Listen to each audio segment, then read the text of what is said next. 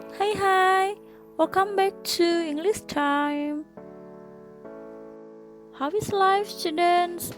Before you're going to learn, don't forget to pray first. Jangan lupa berdoa sebelum belajar dulu ya. Okay, today we are going to learn about prepositions of place.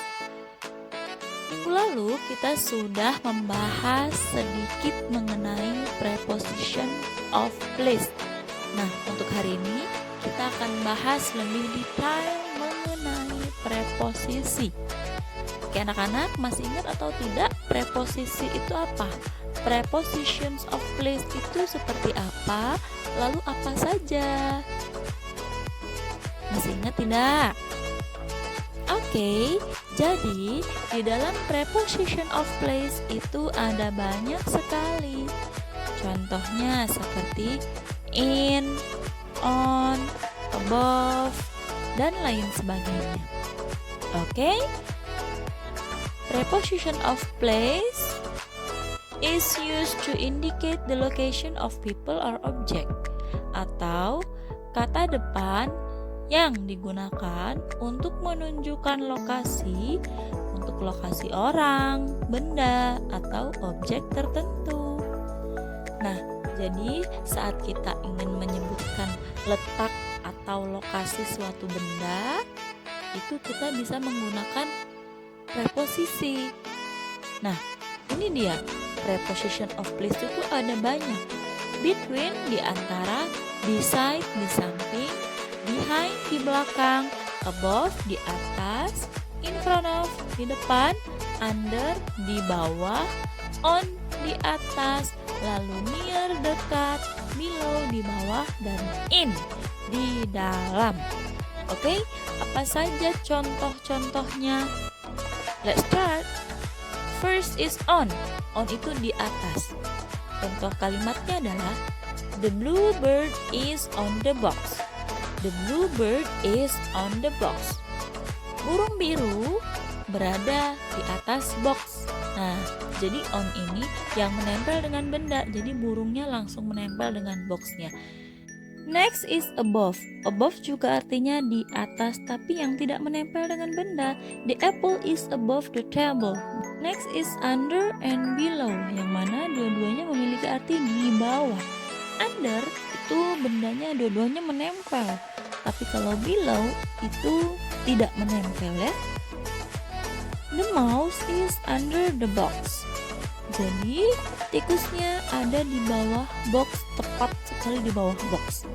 Untuk below, the book is below the table. The book is below the table. Bukunya ada di bawah meja.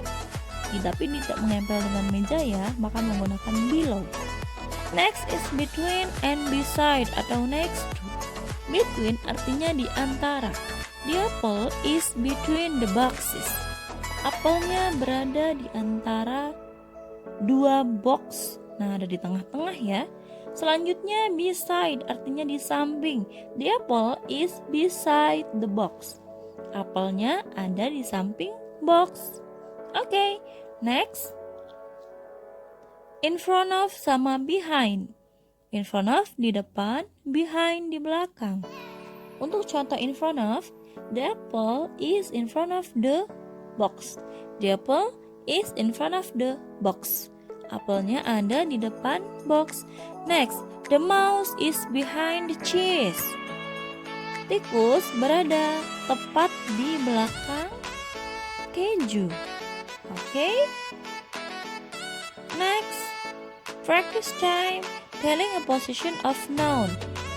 Menyebutkan letak atau posisi suatu benda. Jadi, hari ini kita akan praktek ya. Nah, bagaimana prakteknya? Oke, akan saya jelaskan satu persatu untuk lebih detailnya. Dalam tugas praktik ada beberapa step yang harus kalian ikuti. Oke. Yang pertama adalah prepare two things. Kalian harus siapkan dua benda. Nah, bendanya beda-beda ya. Yang kedua, take a picture, ambil foto, posisikan benda sesuai dengan contoh yang tertera. Lalu nomor 3, make a photo collage. Foto dibuat kolase dan diberi keterangan sesuai contoh. Nah, sesuai contohnya seperti apa sih? Oke, kita akan bahas ya nanti. Dan tahap pengumpulan tugasnya, tugas ini terakhir dikumpulkan pada hari Minggu tanggal 25 Oktober 2020 jam 4 sore. Ingat ya nak, ini terakhir pengumpulan, batas pengumpulan. Jadi usahakan dikumpulkan sebelum tanggal tersebut. Dikumpulkannya diupload ke Instagram seperti biasa, tag dan hashtagnya silahkan dilihat. Oke, lalu untuk contoh pengerjaannya seperti apa? Ini dia hasilnya. Jadi nanti kalian harus buat seperti ini. Di situ saya sudah membuat contohnya dengan 2 benda, yaitu bottle and dictionary. Nomor 1, the bottle is in front of the dictionary. Lalu nomor 2, 3, 4, 5, 6. Oke nak, minimal 6 foto dan maksimal 9 foto ya. Jadi tidak boleh kurang dari 6. Kalian bisa gunakan preposisi apa saja, bisa behind atau on, under, apa saja. Semoga semua anak-anak sudah mengerti ya aturan untuk membuat tugas praktiknya.